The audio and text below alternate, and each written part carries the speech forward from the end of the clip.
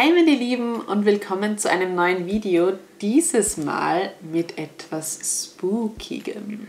Ja, wir haben noch einige Lego-Sets zu Hause rumliegen und haben jetzt auch ein bisschen mehr Zeit als sonst. Jetzt haben wir gedacht, wir ballern gleich noch ein, zwei Videos raus. Und wir haben heute auch wieder einen Spezialgast, und zwar ist Rey von Star Wars heute mit von der Partie. Wenn du mal deine Frisur zeigst, also das sieht ja mal täuschend echt aus, wie ich finde. Und wir werfen gemeinsam einen Blick auf die zweite Welle der Lego Hidden Side Sets. Genau. Und zwar ganz explizit hier in diesem Fall auf den Leuchtturm mit der Setnummer, Moment, 70431, dem Spukleuchtturm. Das ist ein Set, was etwa 50 € Listenpreis hat. Wir haben es, wie ihr wahrscheinlich wisst, wieder ein bisschen billiger bekommen. So ungefähr ab 35 ist er zu haben. So Er hat 540 Teile und 4 Minifiguren, die wir euch jetzt gleich zu Beginn mal zeigen werden.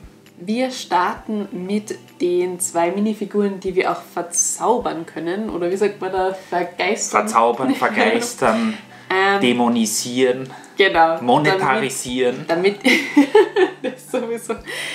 wir das dann gleich auch machen können. Also das sind die 2 Figuren, die wir eben gleich verspuken oder sonstiges, wie man das auch dann immer nennt. Ich glaube, das sind die beiden Mitarbeiter des Leuchtturms, also ein Fischermann und eine Taucherin. Mit so einer coolen Harpune, oder wie nennt man sowas? Und sie hat auch auf jeden Fall einen coolen Helm und eine coole Sauerstoffmaske. Ich glaube, in dieser Farbe habe ich sie noch nie gesehen. Und auch die Uniform des Fischers hier in diesem Sandgrün ist ganz cool. Ich nehme mal den Bart und die...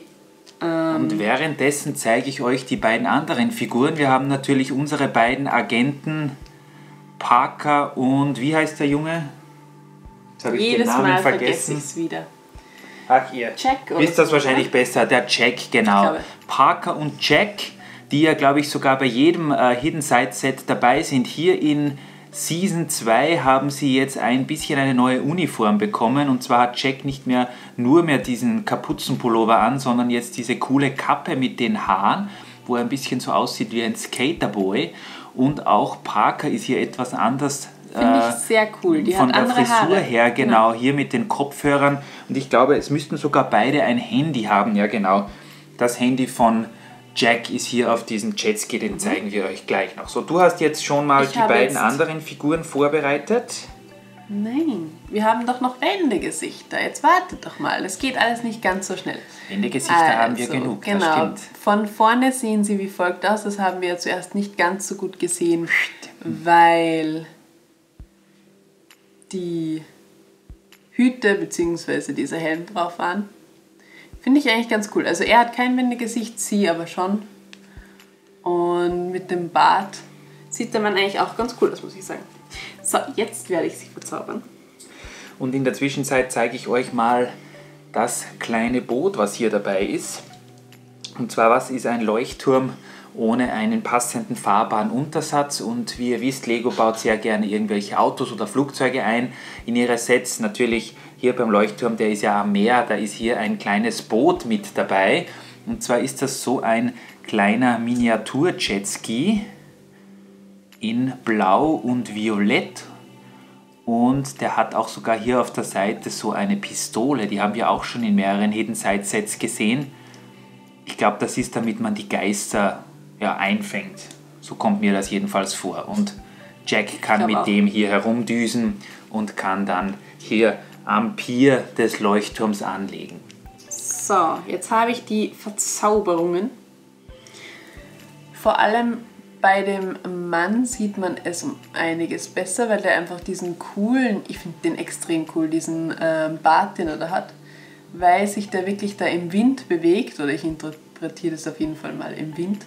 Vielleicht ist es auch so verzaubert, dass es sich schon von selbst bewegt. Vielleicht ein lebendiger Bart, das haben wir auch schon manchmal gesehen, so wie bei Flug der Karibik, Davy Jones. Und sie hat eben auch einen neuen Kopf bekommen, der übrigens wie folgt aussieht, falls ihr den noch nicht kennt. Vorne mit einem Gesicht, genau, und hinten mit so Art Flammen drauf. Also wir haben schon einige Hidden Side Sets aufgebaut, aber bei den Gesichtern, da komme ich immer wieder ein bisschen durcheinander. Ich weiß jetzt nicht, vielleicht wisst ihr das besser, ob die Gesichter von der Welle 2 der Lego Hidden Side Sets anders sind als die von Welle 1. Das weiß ich jetzt leider nicht. Wir haben eigentlich meistens die normalen Sets, die normalen Köpfe genommen, so wollte ich sagen, und diese Vergeisterungen eher beiseite gelegt. Ich wollte gerade sagen, es sind kleine Unterschiede. Ich glaube, ich habe sogar den männlichen Kopf eher auf den weiblichen Charakter gegeben. Wenn man ganz genau hinschaut, dann sieht man schon einen Unterschied. Nämlich die Augenbrauen sind anders und der Mund ist auch ein bisschen weniger weit offen, beziehungsweise mehr. Also ganz wenig. Also ich denke jetzt mal, dass wir diese Köpfe sicher gut in unserem Vergnügungspark verwenden können. Denn Definitiv. ihr habt vielleicht schon gesehen, dort haben wir so einen kleinen Abschnitt, wo wir so ein bisschen Gruselatmosphäre unter die Besucher bringen wollen. Da steht auch dieses große Haunted House und diverse andere Sets, teilweise auch von den Sammelfiguren, irgendwelche Spezialeditions, wo man sich irgendwie fürchten kann. Und da werden diese Köpfe vielleicht einen ganz guten Eindruck machen, denke ich.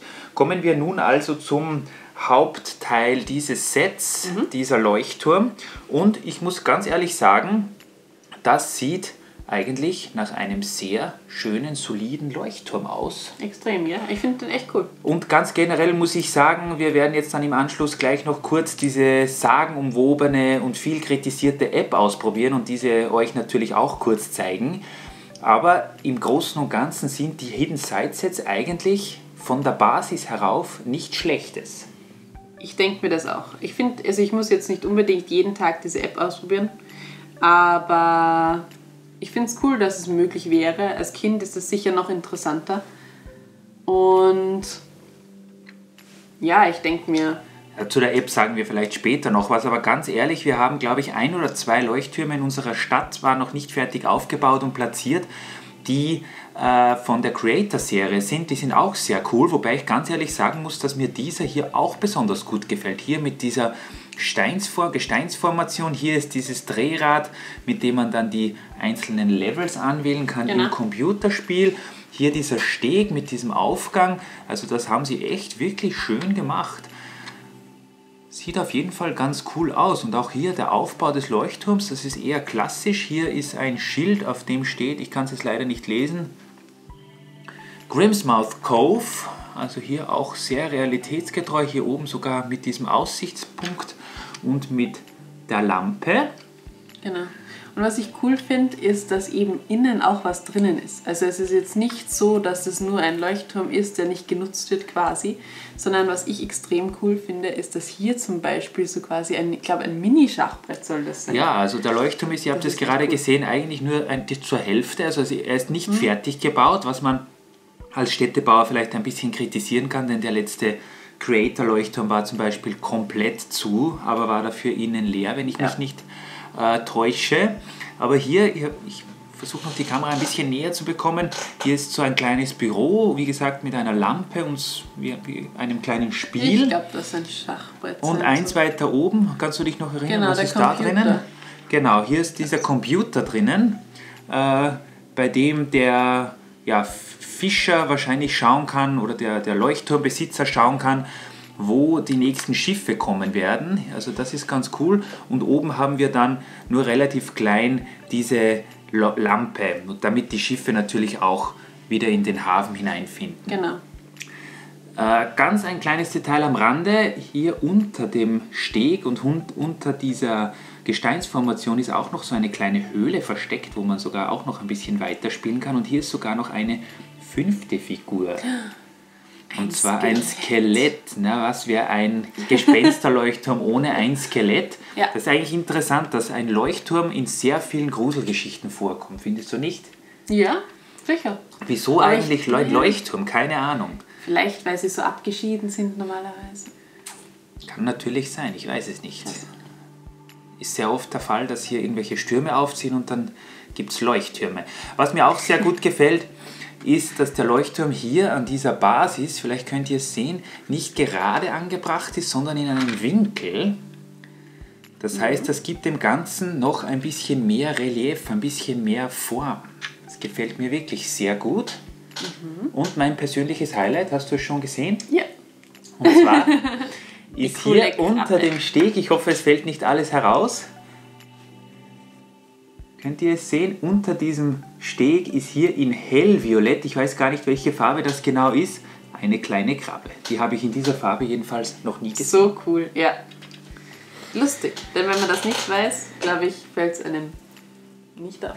Wenn man es nicht weiß, dann kommt man da wahrscheinlich auch nicht drauf. Genau. So, also. Sollen wir jetzt noch die verzauberte Version? Genau, Die ich wollte gerade vergeisterte sehen, diese beiden Kollegen hier, diese beiden Agenten, Jack und Parker, sind ja nicht umsonst hier. Die würden ja nicht hierher kommen, wenn alles in Ordnung wäre. Da muss es schon irgendwo ein Problem geben, wenn diese zwei auf die Bildfläche treten. Genauso wie bei uns beiden im Übrigen. Wir treten auch noch auf die Bildfläche, wenn es irgendwo Probleme gibt. Heute war es, dass dieses Set noch nicht vorgestellt war und das mussten wir sofort ändern. Schauen wir uns mal an, so ziemlich jedes Hidden Side Set hat so seine Verwandlungskünste. Und bei diesem Leuchtturm sind die nicht allzu spektakulär, aber wir wollen sie euch dennoch zeigen. Bitte, genau. Frau Ray.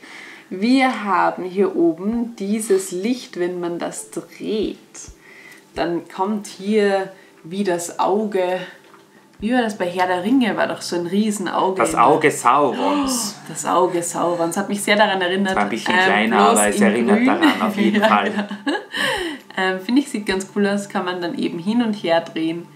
Und auf der einen Seite ist eben dann dieses Auge. Genau, also der Leuchtturm kann uns jetzt sehen, ob das gut ist oder nicht. Und man kann auch diese Seitenteile aufklappen. Jetzt wird es schon immer gruseliger. Auf jeden Fall. Ich muss mich direkt noch ein paar Zentimeter weiter zu dir setzen. Unbedingt. Also er reißt hier seinen Schlund auf, sein Maul, und wir haben hier überall Zähne. Ist das nicht super gruselig? Und zum großen Finale streckt er auch noch seine Krallen heraus. Das Feature kennt ihr vielleicht aus der Season 1 aus der Newberry High School. Ich habe mich schon die ganze Zeit gefragt beim Bau, was diese Technikstangen hier hinten sein sollen, weil die stehen so blöd hier raus. Aber das macht natürlich Sinn und damit ist der Leuchtturm dann vergeistert. Ja. Was sagst du dazu? Gefällt dir das Set? Ich finde es echt cool. Wie gesagt, ich weiß jetzt nicht, ob ich das unbedingt so oft vergeistern würde. Keine Ahnung. Ich bin eher auf der unvergeisterten Seite, aber an sich finde ich es cool, dass es möglich wäre. Da sprichst du mir aus der Seele. Ich denke, ich habe zuerst schon eingangs gesagt, dass die Hidden Side Sets von der Grundidee als solches wirklich nicht schlecht sind. Wir sind jetzt natürlich auch vielleicht nicht die absolute Zielgruppe. Lego preist die Hidden Side Sets mit einer Altersempfehlung von 8+ an. Also wir sind jetzt vielleicht nicht die aktiven Handyspieler, die diese App so nutzen werden. Ganz allgemein, was ich davon halte, ist, ich bin da eher ein bisschen skeptisch, was die App-Nutzung anbelangt. Denn ich finde, Lego ist eines der wenigen Spielzeuge, wo wirklich noch nach der guten alten Schule mit Spielsachen gespielt werden kann. Ja. Und wir haben auch schon festgestellt bei früheren Sets von Hidden Side, dass die App diese Augmented Reality Geschichte, das Set nur erkennt, wenn das Set so richtig aufgebaut ist. Also nur kleine Änderungen führen schon dazu, dass die App das Set nicht mehr richtig erkennt. Und ich frage mich wirklich, in welchem Kinderzimmer heutzutage oder auch früher bleibt dieses Set immer genauso aufgebaut? Ja. Wahrscheinlich nicht viel. Und dann kann man aber mit der App schon gar nicht mehr spielen, weil diese natürlich das Set nicht mehr erkennt. Nichtsdestotrotz bin ich begeistert von diesem Leuchtturm. Ich muss sagen, auf jeden Fall. Die 35 €, die wir dafür bezahlt haben, ist es auf jeden Fall wert. Wir haben ein paar coole Figuren. Der Leuchtturm ist auch relativ groß, also es ist kein kleines Set. Hier das mit dem Steg ist echt nett gelöst und mit dieser Gesteinsformation. Und ich bin schon gespannt, welcher Leuchtturm bei uns in unserer Stadt Einzug halten wird. Ich glaube mehrere. Nicht? Gibt es ja, wenn wir einen größeren Küstenabschnitt haben, dann kann man vielleicht sogar mehrere Leuchttürme einbauen. Dann werdet ihr vielleicht sogar mehrere sehen und ihr könnt euch dann euren Favoriten auswählen. Wir zeigen euch jetzt nur ganz kurz, wie es mit der App aussieht. Genau, das machen wir jetzt gleich.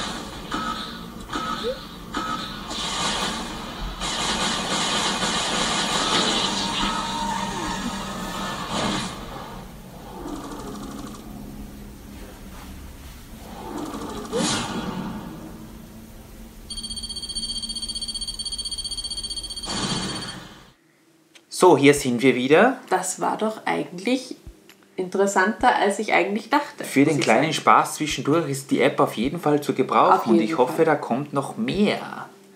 Bin ich schon sehr gespannt. Wir sind jetzt eigentlich gespannt, was ihr davon haltet. Habt ihr da schon ein bisschen mehr Erfahrung? Habt ihr schon ein bisschen mehr mit diesen Apps gespielt? Ich habe schon mal kurz reingeschaut, aber so lang wie heute habe ich wirklich noch nie damit gespielt. Ja, das würde uns einfach interessieren. Was macht ihr damit?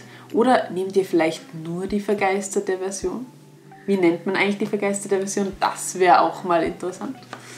Genau. Ganz genau. Also mehr gibt es auch von uns, wenn ihr wollt. Dann kommentiert am besten, dass ihr gerne wieder mal ein Video sehen möchtet. Und wir würden uns vielleicht dazu hinreißen lassen, uns wieder mal hier zu platzieren und das ein oder andere Set vor die Kamera zu halten. Die Chance ist gegeben, definitiv. Und damit sei gesagt, dass wir euch noch einen schönen Tag wünschen und wir bedanken uns sehr fürs Zusehen und fürs Einschalten. Auf jeden Fall. Bis bald, hoffen wir. Tschüss.